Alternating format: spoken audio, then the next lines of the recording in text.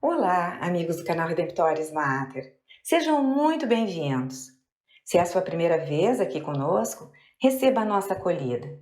Convidamos a se inscreverem no canal, clicar o seu joinha e a conhecerem as nossas playlists, pois fazemos todas as postagens pensando em nossos visitantes e membros. No quarto domingo da quaresma, do ano A do ciclo litúrgico, a Igreja nos coloca a história do cego de nascença, que Jesus cura, e ainda um trecho da carta de Paulo aos Efésios, que é focado no tema da luz. Em Efésios 5, versículos 8 a 14, Paulo escreve: Outrora erais trevas, mas agora sois luz no Senhor. Comportai-vos como verdadeiras luzes. Ora, o fruto da luz é bondade, justiça e verdade. Procurai o que é agradável ao Senhor, e não tenhais cumplicidade nas obras infrutíferas das trevas.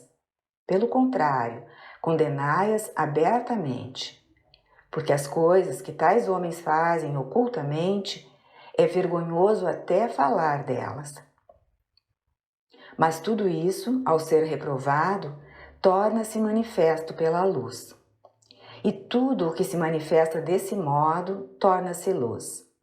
Por isso a Escritura diz: Desperta, tu que dormes, levanta-te dentre os mortos e Cristo te iluminará. Vemos que o texto faz um contraste entre luz e escuridão. Claro que Paulo não está falando sobre luz e escuridão naturais, e sim de categorias espirituais e morais, já que também menciona o que é certo e verdadeiro. Faz isso para descrever o tipo de vida que os discípulos de Jesus devem viver. Andar na luz, ou andar como filhos da luz, é uma maneira judaica de falar.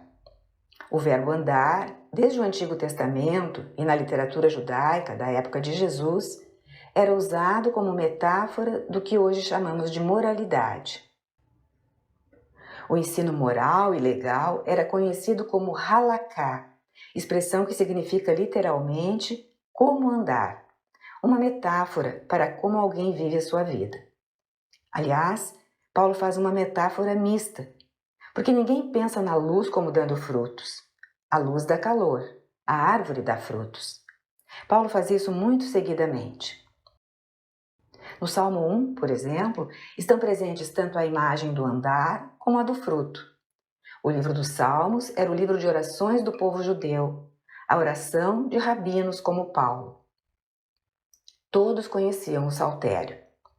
O Salmo 1 diz assim: Feliz o homem que não procede conforme o conselho dos ímpios, não trilha o caminho dos pecadores, nem se assenta entre os escarnecedores.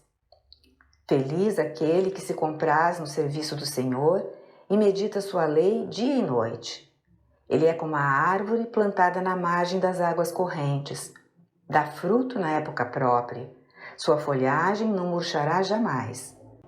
Tudo o que empreende prospera. Os ímpios não são assim, mas são como a palha que o vento leva. Por isso não suportarão o juízo, nem permanecerão os pecadores na assembleia dos justos. Porque o Senhor vela pelo caminho dos justos, ao passo que o dos ímpios leva à perdição. Vemos nesse salmo a imagem de dois caminhos que podem ser trilhados. O justo anda pela vereda da retidão, medita na lei de Deus dia e noite, obedece à lei do Senhor e, como resultado, produz o fruto da justiça. Faz obras boas e verdadeiras. O outro caminho é o dos ímpios.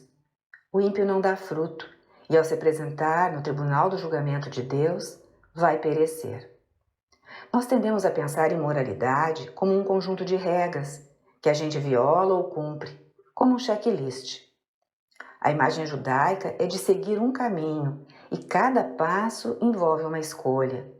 Há um movimento e há livre-arbítrio. A pessoa está se movendo em direção a Deus ou se afastando dele. Na vida moral, estamos sempre fazendo escolhas. Então, se há dois caminhos a percorrer, a pergunta é em qual deles você vai andar. Os efésios eram pagãos anteriormente, se converteram. Na linguagem de Paulo para o batismo, se tornaram santos, como membros do corpo de Cristo. Por isso Paulo diz que estavam na escuridão e agora são luz no Senhor. Para Paulo, ser cristão é ser em Cristo, batizado em Cristo. Por isso, ser luz. Cristo é luz do mundo. Em consequência, andar como filhos da luz. E o fruto da luz é encontrado em tudo que é bom, certo e verdadeiro. O cristão deve dar frutos de bondade, verdade e justiça. Aprender o que é agradável ao Senhor. Isso exige esforço, como exigia para os convertidos em Éfeso. Tentar, estudar, ler a lei do Senhor dia e noite, como diz o Salmo 1. Enquanto pagãos que eram, os efésios não necessariamente sabiam o que era bom e o que era ruim, porque havia padrões distintos na sociedade pagã. Eram aceitos a escravidão, o abuso de crianças e de mulheres e outras coisas, tidas por boas ou pelo menos moralmente neutras, mas que são de fato erradas. Por isso eles precisavam aprender o que é agradar ao Senhor, andar nesse caminho, e precisavam aprender como o homem no Salmo, através da palavra do Senhor. Além de conhecer o que é bom, o cristão também deve evitar o que é mal, não participar das obras infrutíferas das trevas. O homem perverso do Salmo é como a palha, não dá frutos, é apenas uma casca. Os que praticam a maldade realizam obras infrutíferas, e isso os efésios deviam rejeitar. É uma pena até falar das coisas que os maus fazem em segredo. Aqui Paulo parece estar se referindo em particular à imoralidade sexual, que seria, obviamente, realizada em particular, ou também à idolatria, nos templos e em ritos ocultos. Mas em qualquer dos casos, é um desafio que Paulo coloca.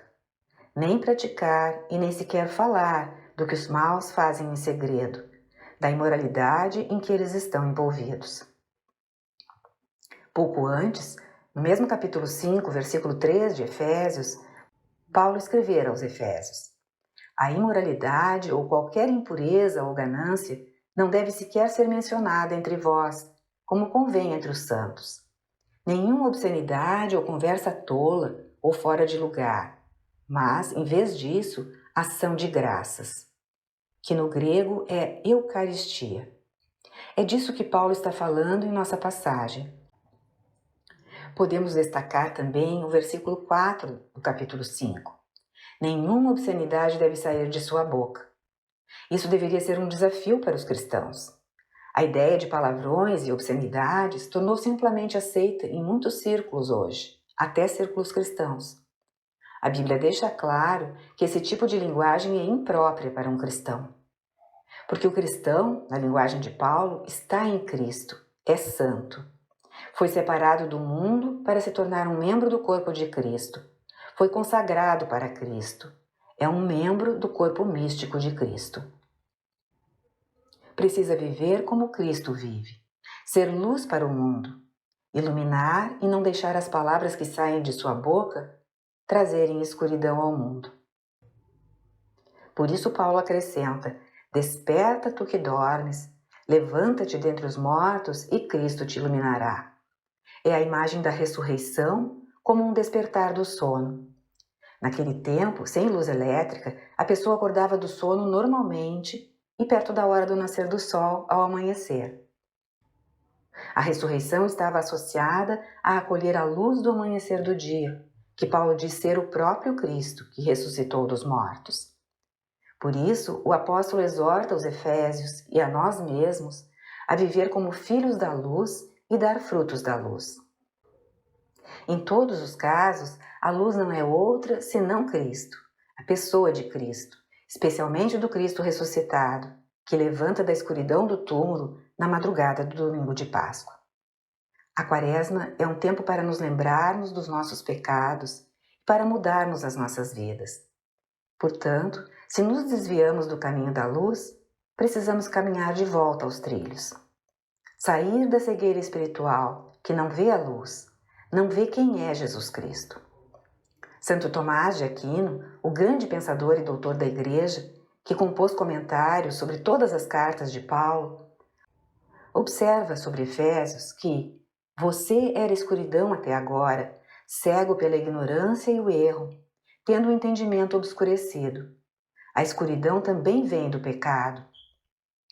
A ignorância e o erro contidos no pecado são uma espécie de escuridão.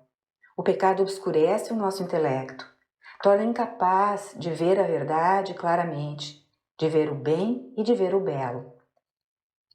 Quem sabe nós tenhamos tido essa experiência, especialmente se nos convertemos na idade adulta. Talvez nem fôssemos batizados e o fomos. Talvez não estivéssemos praticando a fé e voltamos a nos confessar e ter a graça renovada em nossas vidas.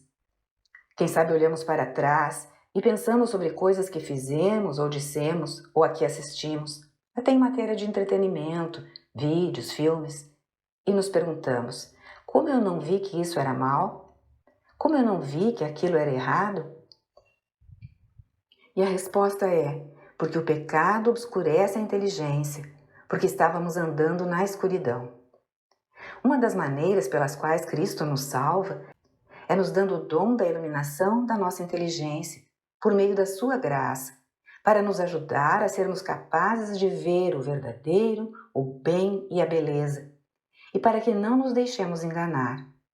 E Ele também dá o dom da força para a vontade de escolher o bem e o amor. Em João, capítulo 8, versículo 12, Jesus diz exatamente isto: Eu sou a luz do mundo. Quem me segue não andará nas trevas, mas terá a luz da vida. Jesus, como bom judeu, também conhecia a imagem de andar no caminho. Como ele descreve aqui ser um discípulo? Ser discípulo é andar na luz e não na escuridão. Se fizermos isso, teremos a luz da vida. Obrigada por ter acompanhado esta postagem. Se você gostou, clique seu like, inscreva-se no canal e acione o sininho para ser notificado de outras publicações.